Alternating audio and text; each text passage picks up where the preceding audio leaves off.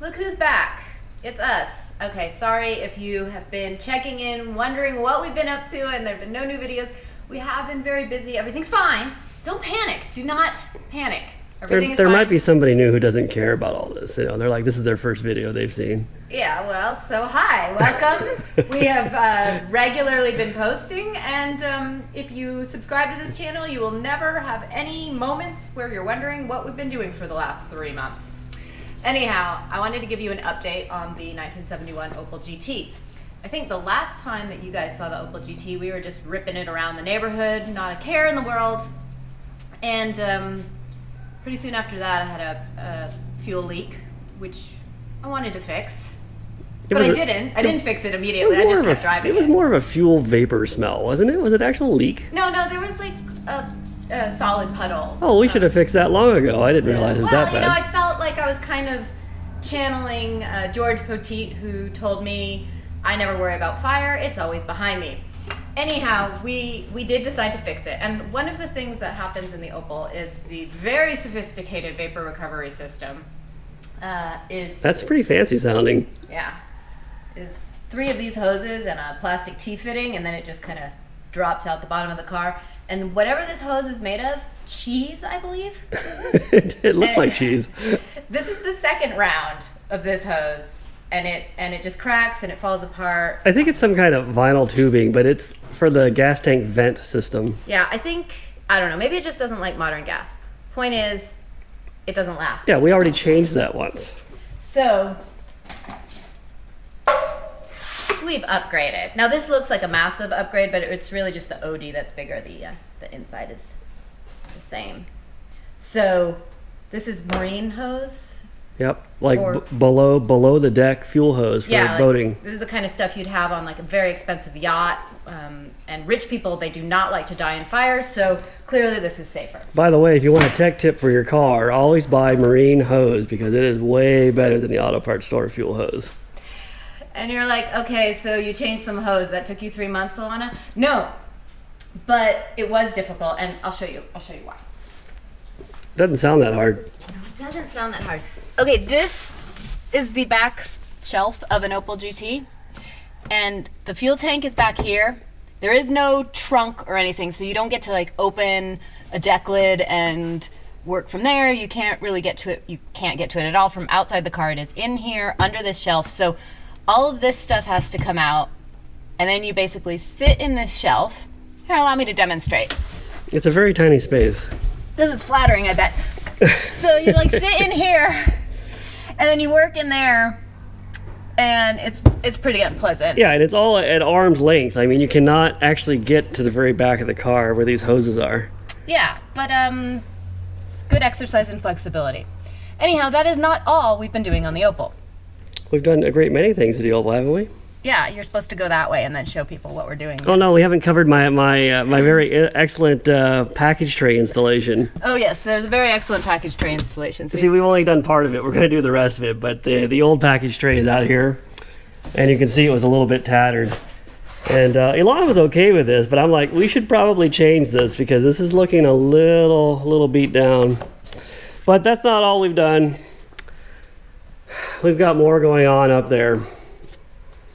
Right? That sound right to you? Yes. Yeah.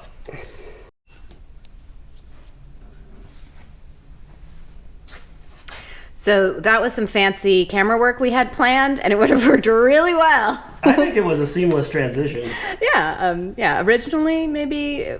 Okay, yeah, it's fine. We did great. We're here. We're here. What's happening? We had a little oil leak on the Opel the whole time we've had the Opel has leaked oil. We thought we'd fix it, and to fix it, it required pulling the cylinder head off because the Opel design has this weird piece of cork glued to the head gasket because it's an uneven step here between the block deck and the timing cover. And why they did that, I have no idea, but they compensated with a nice piece of cork. But it always leaked here, and so we wanted to fix it, so we had to pull the head off to do that. And originally I thought, well, yeah, we'll just pull the head off and it'll be a quick job, but it turned out the Opel head was not good when we pulled it off. It had a valve that was burning, and it hadn't actually started to misfire yet, but it was close. Yes, and who recognized the damaged valve? Immediately, it was, I forgot her name. Somebody. Ow, so hurtful. Actually, I have it all. You can see the valve is not, I don't know if you can see how it's not round. Maybe if you get one that is round, they'll be able to see better. Here's a rounder one. Yeah, so you can see this. There's like a flat spot on what's the top right here. Yeah. This one is more round, but you can see that they were all starting to burn. These are the exhaust valves. Tom, what causes a valve to burn? Well, this is a thermal failure of the valve. Exactly what causes it, I don't know. But I suspect my tune-up was not conducive to long engine life.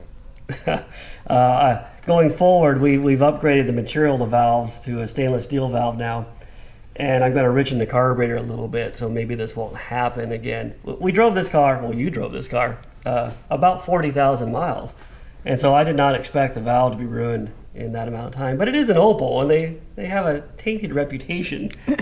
Well, I appreciate that you have both taken the responsibility for this and put a little bit onto Opel rather than blaming my driving, which would be fair because I pretty much go full throttle everywhere in this car. Well, the cruising RPM of this thing is like 4,000 RPM. It doesn't have overdrive.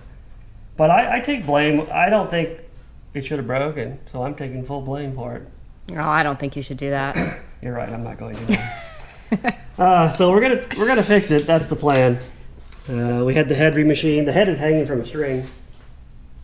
This is a cast iron head, so it's pretty heavy. And I don't feel like lifting it over the fender again, so I'm gonna use the cherry picker to put it in.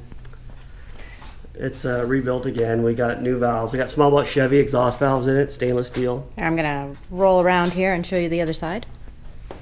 That's where the cam is. Yep. Notice the cam in head, not overhead cam, not underhead cam. The cam is in the head. Yes, it's very weird. Yeah, I find it fascinating. So, as I get down here, you can see these are our new valves. Only the exhaust. We didn't want to go too high class. And exhaust valves are, the ones that burn because they're dealing with the hot stuff. Yeah, they have the combustion gases blasting by them. And it also wiped out the exhaust valve guides, so the valves are definitely cooked. The old parts, the old head gasket, pretty nasty looking. So part of the problem that we had with the Opel was that we upgraded to a 2-liter head, and originally the swap kit with the 2-liter head had a 2-part gasket. So that thicker cork section that we showed you earlier was like a separate fat piece of cork. Yeah, and it's not even on this gasket as I look at it. Like it was a separate piece, and so it was never a great design. It dripped oil, which is quite annoying. Yeah, it was even worse than the Cummins turbo diesel. So that's how I judge everything. How bad is it compared to your truck? Oh, this is nothing. Nothing. My truck has had a lot of maintenance deferred on it, so. Maintenance deferred. It's the name of our group autobiography. Anyhow, that's what we've been working on. Not this whole time, but that's what we've been working on recently, and we thought we would give you an update. And after we put the head back on and see if it leaks, we are going to do some front end work, and then hopefully I'll be back to just ripping around in this thing at 4,000 RPM, see if I can burn those valves again. Yep, rather than take the whole thing apart at one time, we thought we'd break it up in stages. Package tray first, cylinder head next, then the front end. It's a good thing too, because even only working on the package tray, I couldn't remember where anything went. So if we had taken everything apart all at once, I would have installed the valves in the package tray and I don't know, tried to put the head on underneath the car or something. Well, there you have it. The next video you'll see will be front end repair. Hopefully the engine is done. We shall see.